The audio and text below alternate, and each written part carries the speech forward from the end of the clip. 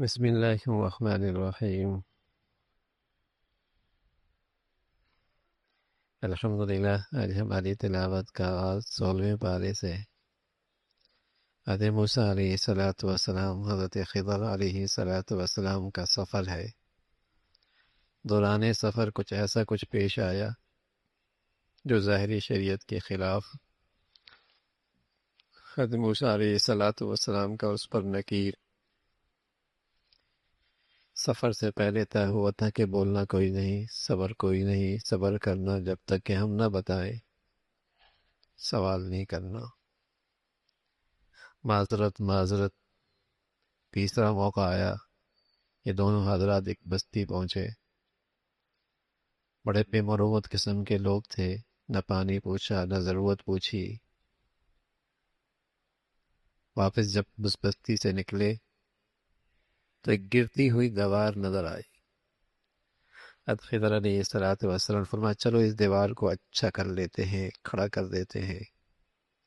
حضرت موسیٰ علیہ الصلوۃ والسلام فرمانے لگے احسان کرنا ہوتا تو کچھ بامروت لوگوں کے ساتھ کر دے، یہ تو بڑے بے مروت ہیں، یہ کیا احسان کو احسان سمجھیں گے۔ حضرت خضر علیہ الصلوۃ والسلام نے فرمایا پس ہو گئی بھائی، ھذا فراق بینی و بینک، تمہارے میرے راستے اب الگ ہو گئے، تم ساتھ نہیں چل سکتے۔ لیکن جاتے جاتے ہم تمہیں یہ بتا دیں کہ تم کیوں صبر نہیں کر پائے، اس کے پیچھے حقیقت کیا تھی۔ جہاں تک معاملہ کشتی کا تھا، ایک ظالم بادشاہ تھا، وہ صحیح اور نئی کشتیوں کو ظلماً لے لیا کرتا تھا۔ میں نے اس کا تختہ نکال دیا، عیب دار کر دیا، تاکہ ملاح کی مزدوری چلتی رہے، کاش اور اس کی غصب سے بچ جائے۔ جہاں تک تعلق اس بچے کا ایک قتل ہے تو وہ قتل آگے جا کر ماں باپ کے کفر کا باعث بننے والا تھا۔ اللہ ان ماں باپ کو اس سے بہتر اولاد عطا فرمائیں گے۔ آج دنیا میں کسی باپ کے لیے جائز نہیں، اور نہیں کسی عدالت کے لیے یہ گنجائش ہے کہ خطرہ بننے والے بچے کو قتل کر دیا جائے جو ایمان کے لیے خطرہ ہو، جائز نہیں ہے۔ لیکن قرآن میں یہ واقعہ ذکر ہے، قتل ہوا اور وجہ ماں باپ کا کفر کا باعث بننے والا تھا۔ سمجھایا مسلمانوں ایمان بڑی دولت، یہ سبق دینا پیش نظر ہے کہ ایمان بڑی دولت۔ جہاں تک معاملہ گرتی دیوار کو ٹھیک کرنا ہے، اس کے پیچھے خزانہ تھا اور یتیم بچوں کا تھا۔ اللہ نے چاہا کہ یہ سلامت ہو جائے، اور جب بچے جوان ہوں تو اپنے خزانہ خود اپنے ہاتھوں سے نکالے۔ تو ان یتیم بچوں کی خصوصیت کیا ہے؟ دنیا میں تو بہت سارے یتیم بچے ہیں، تو فرمایا فَكَانَ أَبُوهُمَا صَالِحًا، ان کے ماں باپ بڑے نیک تھے۔ تو پیغام ملا، ماں باپ کی نیکی کا اثر اولاد کی زندگی پہ پڑتا ہے۔ ماں باپ کی نیکی کا اثر اولاد کی زندگی پہ پڑتا ہے، اور گناہوں کا اثر بھی اولاد کی زندگی پہ پڑتا ہے۔ پھر حضرت ذوالقرنین کا تذکرہ ہے، جسے اللہ رب العزت نے ایمان اور روحانیت کا بھی اعلیٰ مرتبہ عطا فرمایا تھا، اور سلطنت بھی غیر معمولی عطا فرمائی تھی، مادی وسائل بھی خوب تھے۔ مشرق کے انتہا کو پہنچے فتح کرتے کرتے، پھر مغرب کی آخری کونے تک پہنچے فتوحات کرتے کرتے۔ ایک بڑی سلطنت ان کے زیر اثر تھی۔ فتوحات کے سلسلے میں ایک ایسی جگہ سے گزر ہوا جہاں لوگ پہاڑوں کے اندر رہ رہے تھے۔ انہوں نے کہا آپ ہماری مدد کیجیے، یہاں ایک مخلوق ہے یاجوج ماجوج، یہ ہمیں بڑی پریشان کرتی ہے، حملہ آور ہوتی ہے۔ آپ نے پہاڑوں کے درمیان ایک مضبوط دیوار کھڑی کر دی، اور قرب قیامت تک وہ دیوار رہے گی۔ جب قیامت کا وقت قریب آئے گا دیوار بھی گر جائے گی، یاجوج ماجوج نام کی مخلوق بھی شہروں میں آ کر غارت گری اور فساد مچائے گی۔ تو بتایا کہ مادی اسباب ہی سب کچھ نہیں ہوتے، اصل چیز کیا ہے؟ ایمان کی زندگی ہے۔ جو مرنے کے بعد کی زندگی کا انکار کرتے ہیں وہ اپنے خیال میں کچھ اچھائیاں کر رہے ہوتے ہیں، لیکن کفر کی وجہ سے ان کی نیکیوں کی کوئی قدر و قیمت اللہ کے ہاں نہیں ہے۔ اللہ کے ہاں نیکیوں کی قبولیت کے لیے شرط ہے کہ ایمان ہو۔ اور پھر فرمایا کہ اللہ کی شان اور اللہ کی تعریف تو ایسی ہے کہ سمندر بھی سیاہی بن جائیں تو بھی ختم ہو جائیں گے، اللہ کی تعریف ختم نہیں ہوگی۔ آپ علیہ الصلاۃ والسلام سے فرمایا کہ پیغام دے دیں کہ ہوں تو میں تم جیسا بشر، لیکن اللہ نے مجھے عزت، اعزاز، شان بخشی ہے کہ مجھے اللہ نے نبوت عطا فرمائی۔ میری کوئی بات اپنی مرضی کی نہیں ہوتی، وحی کی روشنی میں ہوتی۔ اور پیارے رسول صلی اللہ علیہ وسلم تو نہ صرف پیغمبر ہیں، نبی ہیں، بلکہ نبیوں کے امام ہیں، خاتم النبیین ہیں، سید المرسلین ہیں، سارے رسولوں کے سردار ہیں۔ پھر سورہ مریم کا تذکرہ ہے جس کے ابتدا میں حضرت زکریا علیہ السلام کی دعا ہے، اے اللہ سر کے بال سفید ہو گئے، چاندی چمک رہی ہے، بڑھاپے کی دہلیز پہ ہوں، میری بیوی بھی بوڑھی اور بانجھ ہو چکی ہے، لیکن اولاد کی تمنا اور آرزو دل میں مچل رہی ہے، تیرے سامنے ہاتھ اٹھائے ہیں، نا امید نہیں ہوں آپ سے، اپنے آپ کی رحمت سے نا امید نہیں ہوں۔ کچھ ایسا مانگا، اللہ کی طرف سے بات آ گئی کہ اولاد ہوگی، اور ساتھ یہ بھی کہا کہ اولاد اس لیے نہیں مانگ رہا کہ وہ میری دنیاوی زندگی میں میرا سہارا بنے گا، اولاد تو اس لیے مانگ رہا ہوں کہ وہ میرے بعد میں تیرے دین کی حفاظت کرے۔ سبحان اللہ۔ نبی بڑا دور اندیش ہوتے ہیں، نبی بڑے دور اندیش ہوتے ہیں، اور وقت کے اندر زمانے میں سب سے بڑے عالم نبی ہوا کرتے ہیں۔ فرمایا اے اللہ اولاد مانگ رہا ہوں، اس لیے نہیں مارا کہ زندگی میں میرا سہارا بنیں گے، اولاد تو اس لیے مانگ رہا ہوں کہ تیرے دین کی میرے مرنے کے بعد وراثت اس کی حفاظت کرے گی، اس لیے اولاد مانگ رہا ہوں۔ پھر اللہ رب العزت نے بیٹا دیا، حضرت یحییٰ، بڑا پاک دامن، بڑا پاکیزہ، بڑا نیک صالح اور بڑا بزرگ، نام بھی اللہ نے خود تجویز فرمایا، اور فرمایا ایسا نام دنیا میں پہلے کسی کا نہیں تھا۔ یہ بھی اللہ کی قدرت کی شان تھی کہ بڑھاپے میں بیٹا دے دیا، لیکن اس سے بھی زیادہ اللہ کی قدرت کی شان کہ مریم علیہ السلام بیت المقدس کے مشرقی حصے میں تنہائی میں عبادت کے لیے گئی، اتنے میں انسانی شکل میں جبرائیل امین آ گئے، انسانی شکل میں۔ پاک دامن عورت تھی، پاکیزہ زندگی تھی، اجنبی مرد کو سامنے دیکھ کر گھبرا گئی، اے اللہ کی پناہ دور ہو جا مجھ سے۔ شریف بچیاں، پاک دامن بچیاں کہاں مردوں کو، اجنبی مردوں کو اپنے سامنے دیکھ کر برداشت کرتی ہیں؟ حیا جو ہے، غیرت جو ہے، ایمان جو ہے، تو خلوت میں اجنبی مرد کو دیکھ کر گھبرا گئی، اے اللہ کی پناہ دور ہو جا مجھ سے۔ جبرائیل امین نے فوراً فرمایا میں تو اللہ کا فرشتہ ہوں، تجھے بیٹے کی خوشخبری دینے آیا ہوں۔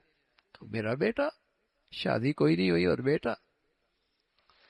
فرمایا قال کذالک قال ربک، تیرے رب نے یوں ہی کہا ہوگا۔ تھوڑی دیر میں حضرت مریم امید سے ہو گئی، اللہ کی طرف سے حکم آیا کہ جہاں بیٹھی ہو تازہ کھجوریں کھاؤ، پانی پیو، اور اللہ نے بیٹا دے دیا، اور بیٹے کا نام تھا حضرت عیسیٰ علیہ السلام۔ اب جب قوم کے پاس بچہ اٹھا کے لائی، فعادت بھی قوم تحملو، قوم نے تو طرح طرح کی بولیاں، طرح طرح کی باتیں، طرح طرح کے بہتان، یہودی سارے اکٹھے، قالوا یا مریم لقد جئت شیئا فریا یا اخت ہارون ما کان ابوک امرأ سوء وما کان امک، تیری ماں بری نہیں تھی، تیرا باپ برا نہیں تھا، تیرا بھائی ہارون ایسا نہیں تھا، تو نے یہ کیا کیا ہے؟ بچہ کہاں سے آ گیا؟ حضرت مریم کو اللہ کا حکم تھا کہ بولنا نہیں ہے، چپ کا روزہ رکھنا ہے۔ اشارہ کر دیا، فاشارت الیہ، اس سے پوچھ لو، اس بچے سے پوچھ لو۔ وہ اور غضبناک ہو گئے کہ بچہ معصوم دودھ پیتا کیا بولے گا، ہمارے سوال کا جواب دے گا؟ اتنے میں بچے نے تقریر شروع کر دی اور کہنے لگے انی عبد اللہ، سب سے پہلا جملہ جو کہا انی عبد اللہ، اور ایسا جملہ کہا کہ پوری عیسائی دنیا کی مذہبی عمارت دھڑم سے گری ہے، پوری عیسائی دنیا کی مذہبی عمارت دھڑم سے نیچے گری ہے کہ میں خدا نہیں، نہ خدا کا بیٹا، میں تو اللہ کا بندہ ہوں۔ نہ میں خدا ہوں نہ میں خدا کا بیٹا ہوں، میں تو اللہ کا بندہ ہوں۔ مجھے اللہ نے یہ اعزاز بخشا ہے کہ میں اللہ کا بندہ ہوں، مجھے اللہ نے اعزاز بخشا ہے کہ مجھے اللہ نے وحی اور نبوت دی، مجھے اللہ نے اعزاز بخشا ہے کہ میں ماں باپ کا فرما بردار ہوں، مجھے اللہ نے اعزاز بخشا ہے میں اللہ کے حکموں کا پابند، نمازوں کا اہتمام کرنے والا ہوں، مجھے اللہ نے اعزاز بخشا ہے، میرے اندر تکبر غرور نہیں ہے، اللہ نے مجھے اعزاز بخشا ہے۔ دنیا آخرت میں اللہ نے میرے لیے امن اور سلامتی کا وعدہ فرمایا، تقریر کر دی، سارے اعزازات گنا دی، اور فرمایا یہ کون ہے؟ فرمایا عیسیٰ ابن مریم۔ قرآن میں کسی عورت کا نام نہیں ہے، بہت ساری خواتین کے قرآن میں ذکر ہے، نام کسی کا نہیں، نام صرف حضرت مریم کا ہے۔ اس غلط عقیدے کی تردید ہے کہ عیسیٰ مریم کے بیٹے ہیں، اللہ کے بیٹے نہیں ہیں۔ اس کا تذکرہ فرمایا۔ پھر ابراہیم علیہ السلام کا اپنے باپ کو اللہ کی وحدانیت کی دعوت دینا، باپ مشرک تھا، کافر تھا، دعوت ضرور دی لیکن ادب کا خیال رکھا، کافر مشرک باپ کے ساتھ بھی ادب کا لحاظ رکھا، جھڑکا نہیں، یا ابد الفاظ ادب کے۔ باپ غضبناک ہو گیا، غصے ہو گیا، پتھروں سے سنسار کر دوں گا، گھر سے باہر کر دوں گا، باز آ جا۔ ابراہیم علیہ السلام اپنے بخلا کی اللہ اپنے باپ کی خیر خواہی میں انہیں اللہ کی وحدانیت سمجھاتے رہے، اس کا تذکرہ فرمایا۔ پھر حضرت موسیٰ علیہ السلام، اسماعیل علیہ السلام، اللہ کے پیغمبروں کا تذکرہ ہے جو اللہ کے ہمیشہ فرما بردار رہے ہیں۔ فرمایا ان کے جو ناخلف پیچھے پیدا ہوئی ہے، انہوں نے پیغمبروں کی وراثت کو ضائع کر دی، شریعت دین کی وراثت کو ضائع کر دی، اور نمازیں ضائع کرنے لگ گئے، اور نفس پرستی اور شہوتوں کے پیچھے پڑ گئے۔ یہ ان پیغمبروں کے پیروکاروں کی بات ہے، اور آج سچے نبی کے پیروکاروں کا حال بھی یہی ہے۔ کتنے ہیں نمازی، کتنے ہیں روزے دار؟ فخلف من بعدهم خلف اضاعوا الصلاۃ، پیغمبروں کے پیچھے آنے والے بڑے ناخلف تھے، پیغمبروں کی جو دین کی وراثت تھی اسے ضائع کر دیا، نمازیں ضائع کرنے لگے۔ اللہ کریم کا قانون ہے، جو ایمان لایا اور اس نے توبہ کر لی اور اچھے اعمال کر لیے، اس کے لیے جنت کے بالا خانے ہیں۔ کفار مسلمانوں سے کہا کرتے تھے اگر تم اللہ کے ہاں مقبول ہو تو ٹھاٹ باٹ کی زندگی ہم گزار رہے ہیں، کھانے کے لیے تمہارے پاس نہیں ہے کچھ، اور تم کہتے ہو کہ تم اللہ کے مقبول ہو۔ یہ کفار مسلمانوں کو تانا دیا کرتے تھے کہ ٹھاٹ باٹ کی زندگی ہماری ہے، محفلیں ہماری سجتی ہیں، دنیا کی رونق ہمارے گھروں میں ہے، اور تم کہتے ہو اللہ تم سے راضی ہے۔ تو اللہ رب العزت نے جواب دیا کہ پہلی بھی قوموں کے پاس کتنا دنیا کے نقشے اچھے تھے، اللہ کی پکڑ کیسی ہوئی ان کی؟ اللہ کیا پکڑ کیسی ہوئی؟ پھر آخرت کا تذکرہ فرمایا کہ جہنمی رسوا ہو کے جہنم کی طرف ان کو گھسیٹ کے لے جایا جائے گا، اور ایمان والوں کو پورا پروٹوکول دیا جائے گا۔ اور پھر ایمان کی ایک خوبی اس دنیا میں یہ بتائی کہ جہاں ایمان کی زندگی ہوتی ہے، جہاں صحت مند ایمانی زندگی ہوتی ہے، وہاں محبتوں کی زندگی ہوتی ہے۔ جس گھر میں جھونپڑی ہو یا کوٹھی، جہاں صحت مند ایمان کی زندگی ہوگی وہاں محبتیں بھی ہوں گی، اور جن گھروں سے صحت مند ایمان کی زندگی نکلے گی وہ محبتیں بھی ساتھ لے جائے گی، چاہے ہر ایک کی گاڑی الگ الگ ہو، اور چاہے ہر ایک کا ڈرائنگ روم الگ الگ ہو، اور چاہے ہر ایک کے گھر کی زندگی کی سہولیات الگ الگ ہو، اگر اس گھر سے اللہ کا دین نکلا اور ایمان کی زندگی نکلی تو وہ گھر محبتوں سے خالی ہو جائے۔ یہ پتھر پہ لکیر ہے، مشرق مغرب شمال جنوب میں کوئی گھر اس کے خلاف نہیں ملے گا آپ کو۔ اور جہاں ایمان صحت مند زندگی ہوگی وہاں محبتوں کی فضا ہو، باپ بیٹے میں، میاں بیوی میں، بہن بھائی میں، وہ محبتوں کی زندگی ہے۔ اور جہاں سے دین نکلا، جہاں سے ایمان کی زندگی نکلی، اور جتنی نکلی اتنی محبت میں کمی آ جائے گی، پوری نکل گئی تو بالکل ہی ختم ہو جائے گا۔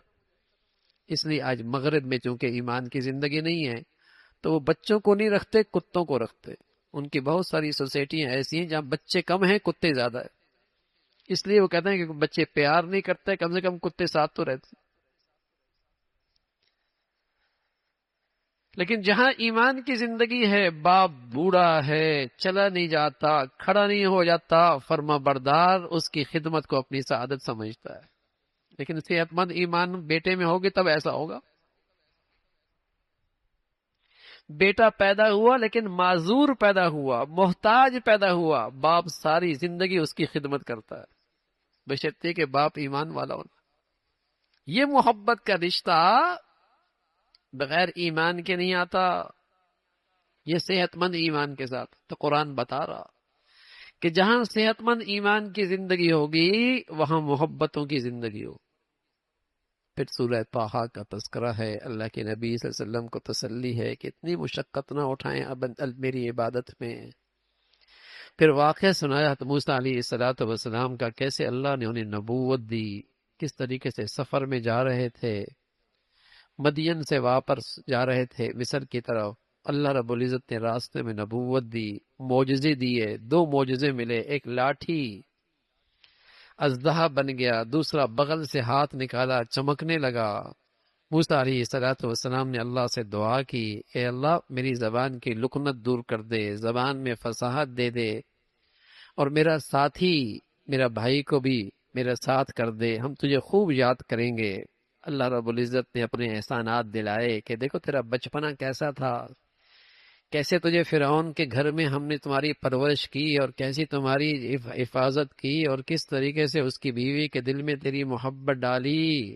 اب تو ایسا کر، یہ معجزے لے کر دشمن فرعون کے پاس جا، بڑا سرکش ہو گیا ہے، لیکن خیال کرنا بات کرنے کا انداز جو ہو وہ نرم اور میٹھا ہو، نرم اور میٹھا ہو۔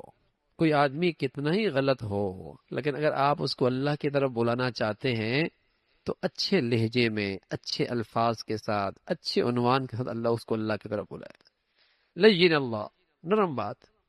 موسیٰ علیہ السلام اللہ وہ بڑا ظالم ہے، زیادتی کرے گا، ظلم ڈھائے گا، فرمایا کیوں جا گھبراتے ہو، جاؤ تو صحیح، ہم دیکھ رہے ہیں کیا کرتا ہے، ہم سن رہے ہیں کیا کہتا ہے، سب ہم دیکھ رہے ہیں۔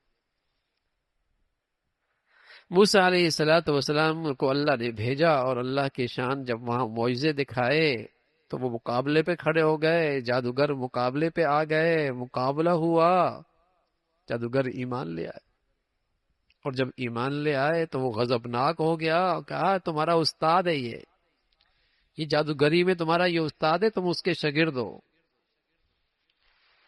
وہ تو کہنے کہ ہم ایمان لے آئے، کہا ایمان میرے پوچھے بغیر سولے پہ لٹکا دوں گا، ایک پاؤں ایک ہاتھ کاٹ دوں گا، دنیا دیکھے گی۔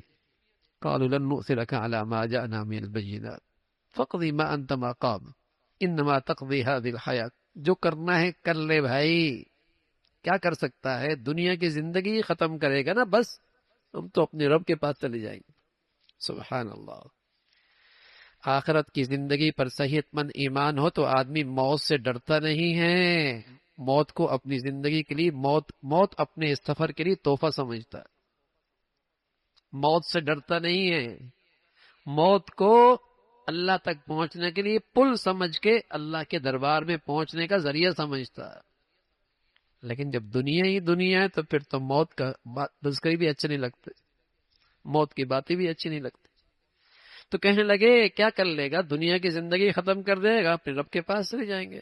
موسیٰ علیہ السلام اپنے قوم کو لے کر نکلے، اس ظالم سے نجات ملی، اپنے قوم کو ایک جگہ چھوڑا، اللہ کے پاس کتاب لینے گئے، سامری نے انہیں بت پرستی میں مبتلا کر دیا، اللہ نے اسے عذاب دیا سامری کو، اور عذاب یہ دیا کہ جو اس کو چھو لیتا تھا اس کی بخار کی شدت میں اضافہ ہو جایا کر، جو اس کو چھو لیتا تھا اس کی بخار کی شدت میں اضافہ ہو، تو ساری زندگی یہ کہتے کہتے مر گیا، لا مساس لا مساس، مجھے نہ چھونا، مجھے نہ چھونا. ایسا اللہ نے اسے عذاب دیا. اللہ کی قدرت ہے، پہاڑوں کو جب نظام ختم فرمائیں گے، پہاڑیں اپنی جگہ سے ہٹ جائیں گے، آسمان کا یہ سارا نظام بکھر جائے گا. اللہ کی قدرت ہے. اسی اللہ نے آدم علیہ السلام کو پیدا فرمایا، شیطان نے ورغلایا، اس کا تذکرہ فرمایا، اور پھر اللہ نے ایک قانون بتایا. قانون یہ بتایا کہ جو بھی میری ہدایت کی روشنی سے، جو بھی میری ہدایت کی روشنی کو چھوڑ دے گا، ہم اس کی دنیاوی زندگی تلخ کر دیں گے. اس لیے میرے عزیزو، اسٹیٹس نہ دیکھنا، بڑی گاڑی نہ دیکھنا، بڑی آمدنی نہ دیکھنا. اگر اللہ سے دور ہے تو قسم خدا کی اس کی زندگی بے سکونی سے بھری ہوئی ہے. اگر یہ اللہ سے دور ہے، ہدایت کے نور سے دور ہے، تو اس کی زندگی پریشانیوں کی بھری ہوئی ہے. ہمیں تو یقین ہے قرآن پر.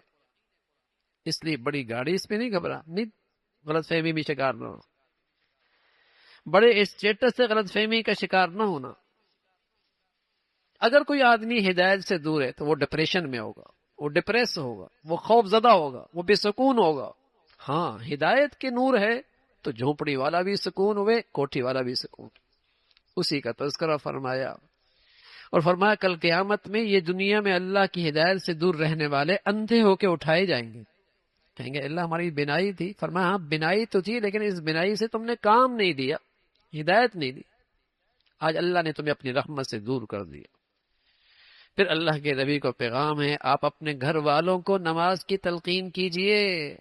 نبی کو کہا، نبی کی امت کو سبق دیا کہ سب سے پہلے اپنے گھر کی فکر کرو، سب سے پہلے اپنے گھر کی فکر کرو. اپنے گھر وَأْمُرْ أَهْلَكَ، اہلک گھر والوں کو نماز کی تلقین کرو، اور خود بھی اس پہ مضبوطی پہ کھڑے ہو، اس لیے کہ تم گھر والوں کے لیے نمونہ بنو، اپنی اولاد کے لیے اچھا نمونہ بنو. رزق تو ہمارے پاس، رزق تو ہمارے پاس. ہدایت کے پیغام سے پہلے اللہ کسی قوم کو پکڑتے تو وہ قوم کہتی ہدایت آتی تو ہم تو ہدایت پہ چلتے. اللہ نے حجت پوری کر، پیغام دے دیا میں نے.